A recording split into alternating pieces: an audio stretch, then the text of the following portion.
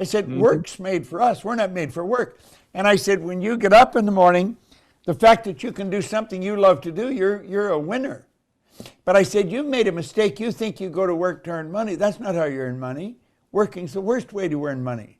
You provide service to earn money. The fact that you're working at something you love, that's the secret of life. Find out what you love to do and dedicate your life to it. That's what I learned. Hey guys, Devon Harris here. Welcome to Keep On Pushing TV, where we share ideas and insights that are going to challenge and inspire you to keep on pushing and in the process live your absolute best life. In this episode, I get to spend time with a legendary, world-renowned speaker, motivational coach, best-selling author, just to name a few of his accomplishments. You have heard of him, Bob Proctor. Bob spends time with us sharing the strategies that he has used to achieve the remarkable success in himself and others, and how you can do the exact same thing. So enjoy.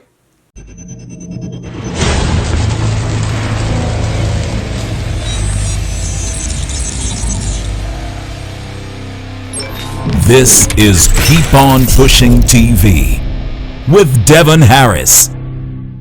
Bob, thank you so much for choosing to spend some time with us here and Keep On Pushing. I have been a fan for a really long time. You've been a mentor. I've been a mentee that you probably didn't know, but you're a mentor and a teacher to so many around the world. So thank you for spending time with us. My pleasure, Devin. I'm looking forward to it today. Yeah, man, absolutely. So it's perhaps a strange place to start the conversation, but how old are you? How long have you been teaching and training? I have, well, you know, strange thing, about a week ago, the 21st of the month, I have been reading this now. I'm starting my 60th year of reading Think and Grow Rich. I read this every day. I started on the 21st of October, 1961. Now, I was 26 years old then. I'm 86 years old. I'll be 87 my next birthday, Devon. Wow, that's longevity. What do you think can, help you to Good have genes. such longevity? I think I have a brother that's 84 and a sister that's 88.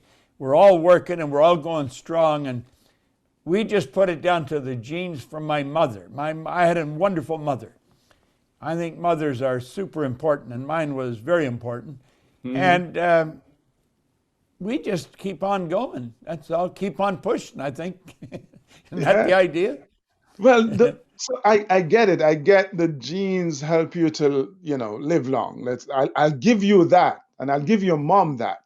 But you are so active still, even there's so many people in their 80s who are not half as active as you are. You know, Devon, I think I learned a long time ago that work was made for us. We're not made for work. And it's our work that gives us our meaning. We have to have a purpose, and we should be doing something we absolutely love. I was talking to a doctor in a seminar in Phoenix, a couple of years ago now, and he was telling me he was thinking of quitting the profession.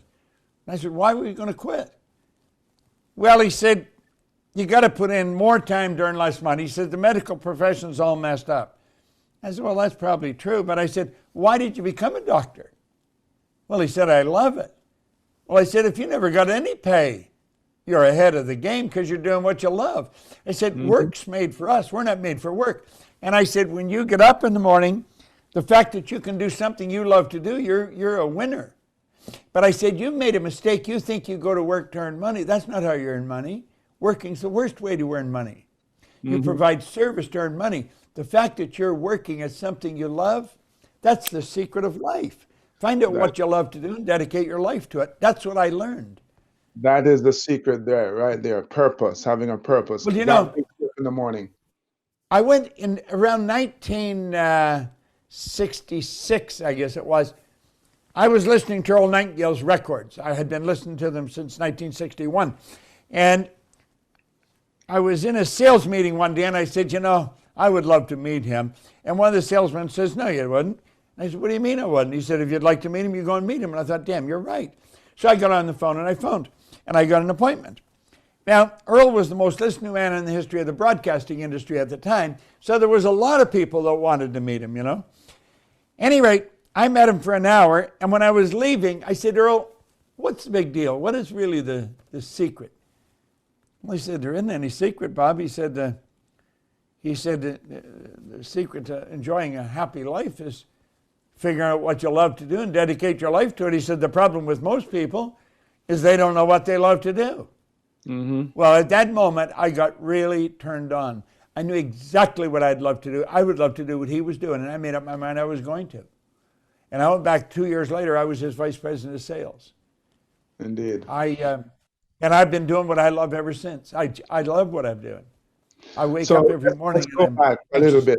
Yeah, thank you for that. Let's go back a little bit, Bob, to your early days. I'm kind of curious because you did poorly in school. You did not like school. Why? Why didn't I like it? Mm-hmm. Nobody got me to like it, I guess. I was a kid. I think the teacher's job is to get you to love to learn.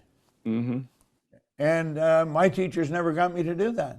I didn't like school at all. I didn't like any part of it.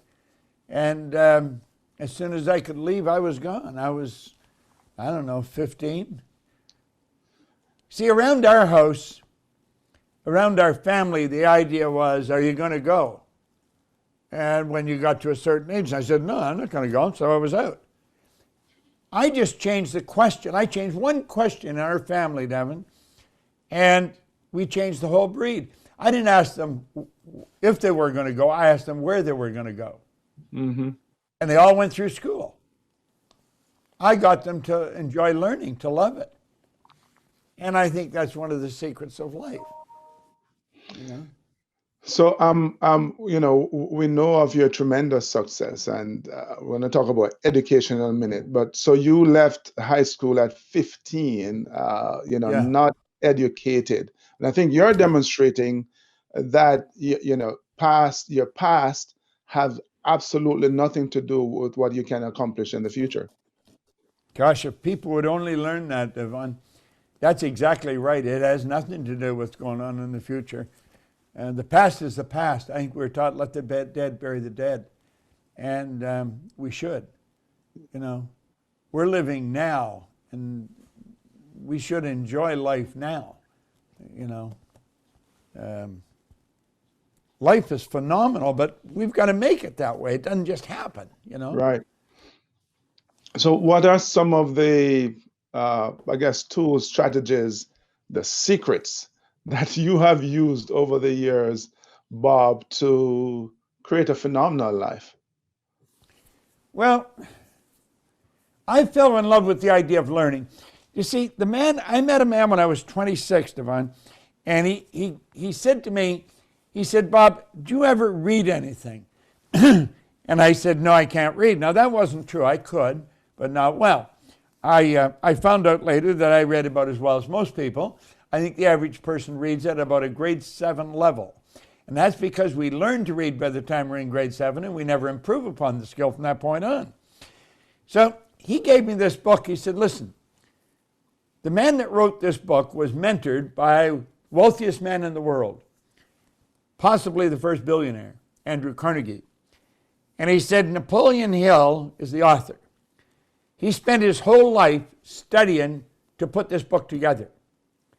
And he did a phenomenal job. He said, I think it would be a very prudent move on your part if you spent the rest of your life trying to understand and apply what's in this book. And he said, if you will start studying this, I will help you. And he said, you can have anything you want. Now, I didn't believe that, but I believed he believed it. And I think I believed in his belief. So I said that I would do what he told me. And I've never looked back. So you've been reading that book for decades. I am guessing that you could perhaps recite it, the entire book. What do you find to be the benefit of rereading the book so many times? I think the benefit of reading any book frequently is the odds are pretty good you'll start to understand what the author is telling you. And that's the objective of reading a book, I think. Find out what the author's talking about, understand and apply what the author's talking about. See, I think in school we get on the wrong track. We get on the idea if you read the book and they ask you questions and you can answer the questions in the book, then you put it down and you get into the next book. You see? And yet, that's not what we should do. It's the repetition of the ideas, of the information in the book that alters the paradigms in our mind. And we're programmed, you and I are programmed to live the way we're living. And we got some bad programming in there. A lot of ridiculous ideas. And we've got to gain an understanding of that and then change it. Mm. So the paradigm in our minds, repetition. So I believe that we develop our beliefs through repetition, and that creates our paradigm, correct? Well, part of it. I think part of our paradigm is genetic. Mm-hmm. We're programmed genetically from the moment of birth. Your mother and dad's DNA made up your DNA. And their parents' DNA made up their DNA. And it goes back, we don't know how many generations, maybe 4 or 5 generations. That's why we look like our relatives. And so that's the programming, that's genetic. And then from the moment of conception, 280 days later, then we make our debut on the planet, then we're programmed environmentally. Almost all welfare recipients are 3rd, 4th, 5th generation welfare recipients. Because when we're born, our mind's wide open. So whatever's going on around in our environment is going right into our subconscious mind. And that's how the paradigm is formed. And then it's through repetition of reading a book, like Think and Grow Rich, and listening to tapes, and going to seminars and events. Is that how we begin to change our beliefs and hence shift our paradigm? That will help a person change their belief, yes. See, our belief system is based upon our evaluation of something. And frequently, if we reevaluate a situation, our belief about it will change. Well, I changed dramatically, and I was living in England. I wanted to move to England, so I moved over there. And I had a company going. I was operating in Canada, the US, and England. Now, I was earning over $1 million a year, and I had no idea what I was doing.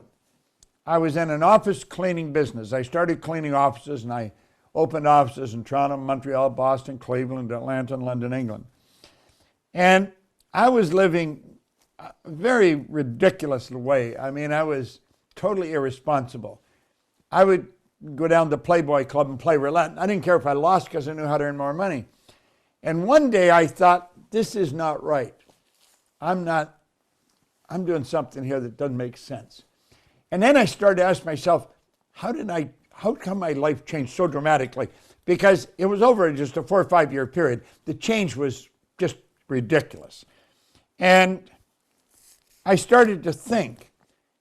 And I thought, I've been raised to believe if you're going to earn a lot of money, you got to be really smart. Well, I knew I wasn't very smart, but I was earning a lot of money.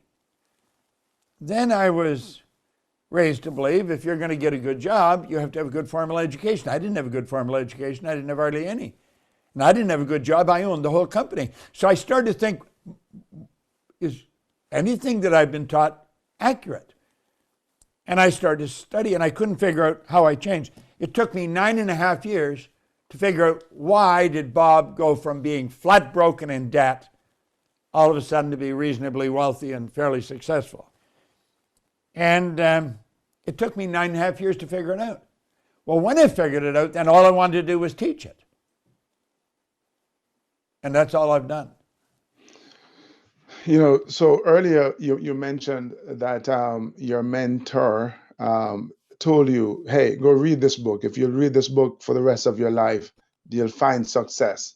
And I think that's such an amazing example of someone who takes to heart the advice and the direction and the guidance that a mentor gives.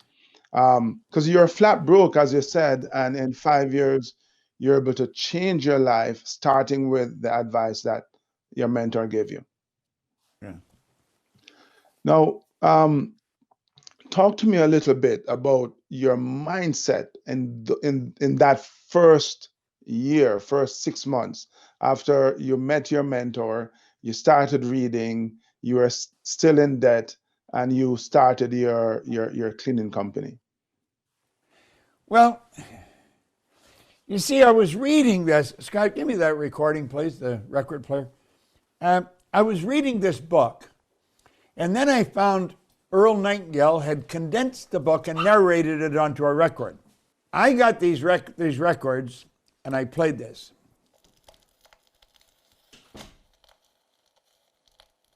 Hello, this is Earl Nightingale, and this recording, The Magic Word, is the first of 12 you'll receive in this series titled How You Can Lead the Field in the Modern World. Before we start, I'd like you to know that I'm not going to try to tell you how to live your life. That's none of my business, nor is it anybody else's business. That's your business. Nor is this Lead the Field program a collection of pleasantries, platitudes, or Pollyanna. It is a summation of more than 20 years of research on one subject, and that is, why do some people do so well in life, while so many more do not? And the first thing let's talk about is the magic word. The experts call it the most important word as far as the results we get from life are concerned in this or any other language. And that word is attitude. You see, I listened to these little records so long that I literally programmed my mind. And I had never heard anybody talking like this, Devon. I was born during the Great Depression. I was born in 1934. When I was only about 5 years old, the whole world went to war. My dad went with them. And all the other dads in my neighborhood, they're either in Europe fighting or in the South Pacific. There was no fathers around. And there wasn't a lot of guidance. And everything was rationed. Times were tough. So I grew up, it was all tough times, no money, no nothing, you know. And then I started to listen to these records. Earl Nightingale was the first one to bring out the recorded message for education. The information was so fascinating, I couldn't stop listening to it, and I was reading it. I was literally reprogramming my mind by listening to these over and over and over again. And I really didn't understand what I was doing, but I didn't have to understand it, I was doing it. And as I say, it took me 9.5 years to figure out exactly what the heck I had done. And I literally changed the course of my life. And I found out that it doesn't matter where you've come from. I went into prisons for a good 5 years, into a maximum security prison in Canada. And I'd worked with people there. I had them paroled to me. I had one guy that he had been sentenced to 27 years. And he had been in solitary confinement for 7.5 years when I met him. And the only reason I did meet him, they asked me to go in and speak. And I said, the only condition I'll go in on that anybody wants to come and listen to me can come. Well, they said, we can't do that. He said, there's some dangerous people. And I said, they're not dangerous. You just think they're dangerous. I said, they're the same as you and me. And finally they agreed. And Joe was one of the worst. He had been in solitary confinement for 7.5 years. Do you know that guy ended up getting paroled on a special parole to me? And then I got the Canadian government to tear up his parole, give him his passport, and I took him to England when I moved there. You see, I have seen so many people's lives change, but where it started was with me. I knew that if I could change, anybody could change, because I was a lost soul. I mean, I was losing. And I have seen people change over the past 60 years, 59 years that I've been in this business. I've seen people change all over the world. I've watched corporations, just literally, profits go way up, sales go way up. There's no end to what we can do if we've got the right information. I think we have to understand what a paradigm is. We have to understand how the paradigm was formed and how it can be changed. And I think we do that, Devon. I think it's open sesame, away we go. Yeah, again, Bob, such a tremendous example. So you're born during the Great Depression, lived through the war. So you were born into an environment where there was poverty and definitely scarcity thinking. Um, Yep. and I know you didn't. Your dad went off to war, but you also wasn't a part of your life. And when you listen to the narrative today, you hear about so many people who they were born in poverty, they didn't have a dad in their lives, and that is why their lives turned out crappy. And you're saying anyone can change, but Earl Nightingale said But it you earlier. see, It starts with you, you right? see, what you're saying here, Devon, is so true. I was born into poverty, no father. That's why I'm winning. Somebody else will say, I was born into poverty, no father. That's why I'm losing. It's a decision we make. If we want to blame our conditions and circumstance for where we are, you can do that, but you're not going to win. Mm-hmm. Conditions and circumstance don't control us. We control them. James Allen put it very well. We think in secret. It comes to pass. Our environment's but our looking glass. We've got to understand our marvelous mind. We've got to understand we're God's highest form of creation. There's nothing on the planet that will equal us. There's no end to what we can do. But we've got to decide to do it. And you see, I was programmed to think of why I couldn't win. I was programmed to let the past control me. And when I got into this book and started to listen to the mentor that I had, and then I started to listen to these recordings, everything in my life changed. And it's never gone back. And because I gained an understanding of how I changed, I've kept changing. You see, I believe most people that are very successful, a high percentage of them, Devon, they don't know why they're successful.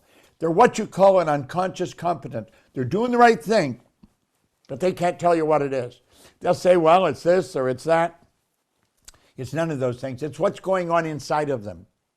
And they've got the right idea, they've got the right paradigm, the right habit patterns, and away they go. I believe I can honestly show anyone how to win. Doesn't matter what they're doing. When I saw what happened in Kingston Penitentiary, from then on, I knew that there was no limits. Indeed. So it starts with us. It starts with us. You made a decision. Yeah. Can you, identify what was it about your life in that moment when you made that decision, when you met your mentor? Well, I was earning $4,000 a year and I owed $6,000. So if I had taken all I earned for 18 months and paid debt, I would have just broken even. It was an impossible situation. I worked hard, but it was dumb jobs. I couldn't have gone anywhere. And when Ray said to me, if you do this, if you listen to this, what's in this book, you do what I tell you, you can have anything you want. What do you want? Well, I said, I want some money. That's the only thing I wanted. I figured if I had enough money, I could do anything. He had me write what I want on a card. To this day, I carry a gold card in my pocket with what I want on it. And he said, write what you want on the card. Well, I said, I want some money. Well, he said, how much do you want? I said, I don't know, $25,000. Now, $25,000, that was like saying $25 million, I never believed I could get it. He said, write it on the card. So I wrote it on the card.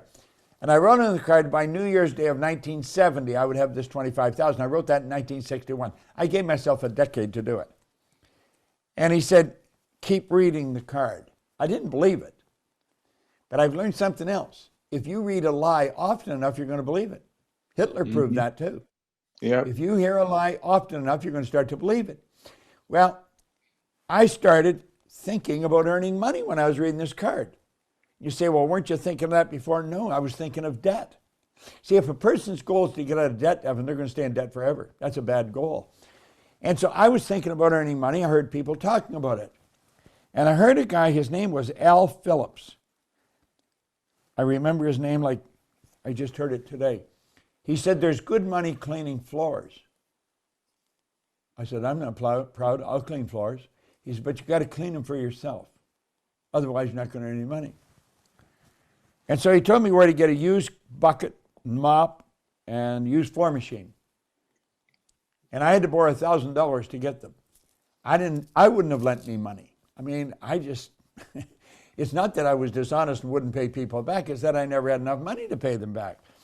So I finally found somebody that lent me the $1,000, and I started to clean offices. I got one office to clean, then I got another. And like I said earlier, it wasn't long till I was cleaning offices in Toronto, Montreal, Boston, Cleveland, Atlanta, and London, England. I was earning all kinds of money. I just stumbled on a secret. The secret is I have multiple sources of income. I had all kinds of sources of income. But I still carry a gold card today. And if a person wants to change, they have to have a reason to change. It has to be something they really want. I really wanted some money.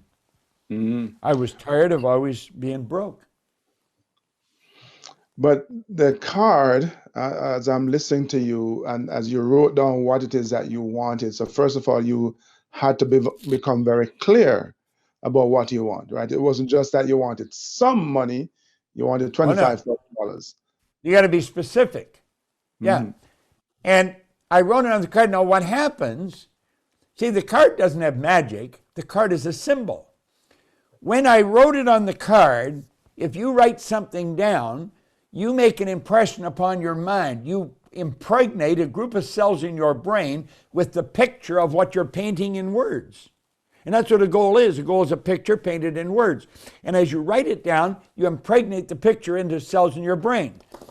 And every time you touch the goal card, the sensory factor touch is activated. A light message goes traveling through a nerve passageway. It strikes a group of cells in your brain, and a picture that's triggered, that's in your mind, comes on the screen of your mind. When you touch the gold card, the picture comes on the mind. So the gold card kept triggering the picture in my mind. Even though I didn't believe it, I kept thinking it. I kept reading the card. And he said, just do what I'm telling you. He said, your way's not working, try mine. So I thought, what the hell? I might as well try his. And I did.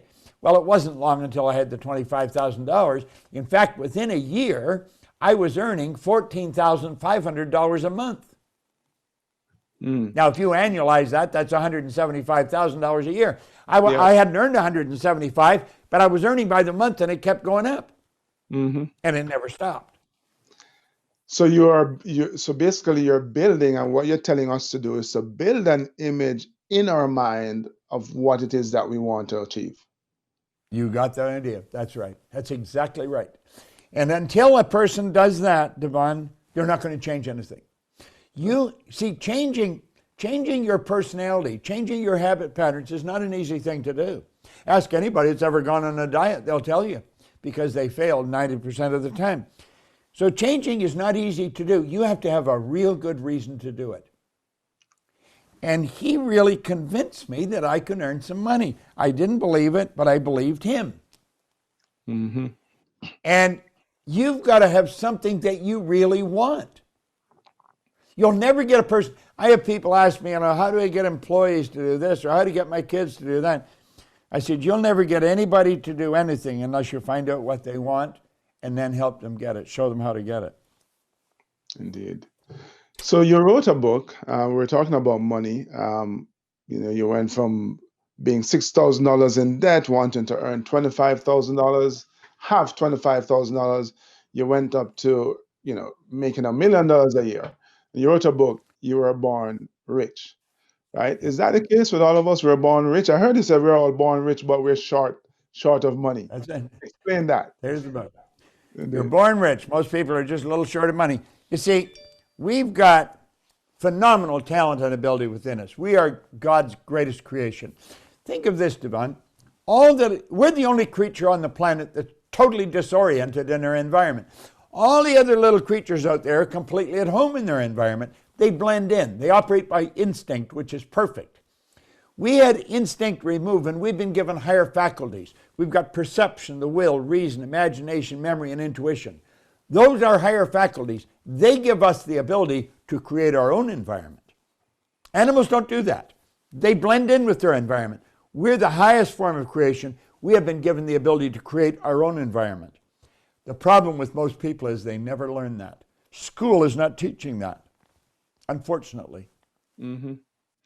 So we have all these faculties at our disposals. What are the impediments to us, applying them, employing them, so that we can truly be rich? What's stopping us from doing it, did you say? Yeah. Well, ignorance is the only thing that's stopping us. If we, like I teach this now, so I teach people how to do that. Think of perception as one of your higher faculties. Our good friend Wayne Dyer put it very well. He's gone now, God bless him, but he said, when you change the way you look at something, what you look at changes.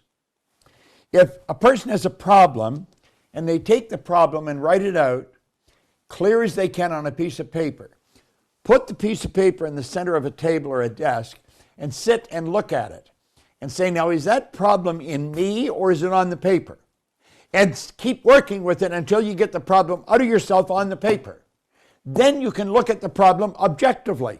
You're not emotionally involved. You got it on the paper. And then look at it objectively. Then go sit at another side of the table. I might go over there and say, how would Earl Nightingale look at this? I might go sit at another place on the table and say, how would Devon Harris look at this? I might go and sit in another place and say, how would Napoleon Hill look at this? They don't have to be alive to say that. And you'll start to look at the problem from a totally different way. You're shifting your perception of the situation. Yeah. Mm-hmm. Well, that's only one. You've got an imagination. Nothing is created or destroyed.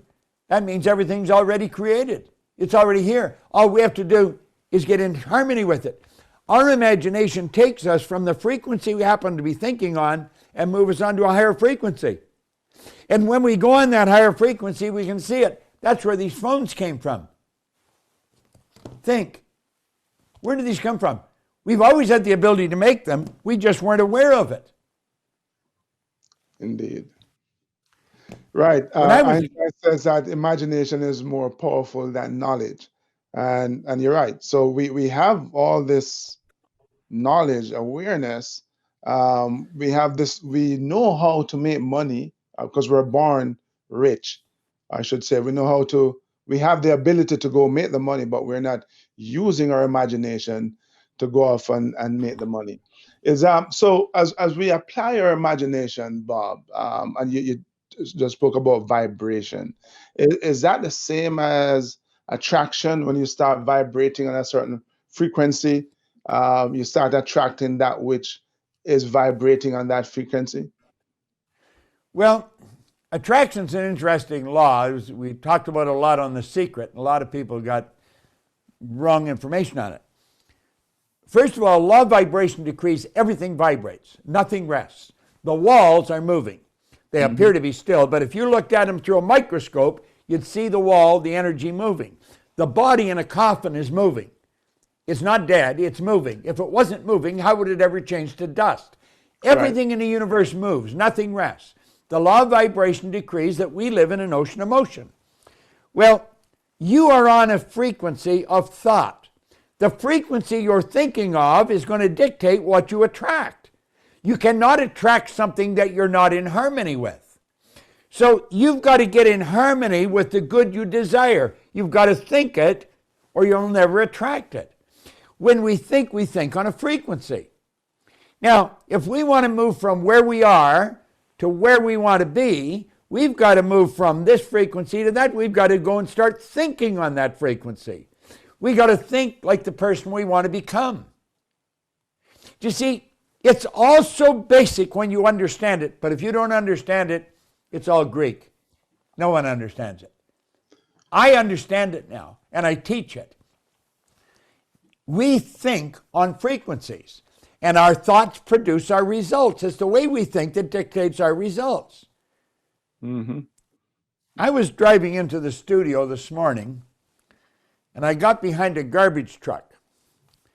And there's a great big guy standing on a little tray near the bumper, holding on to the truck.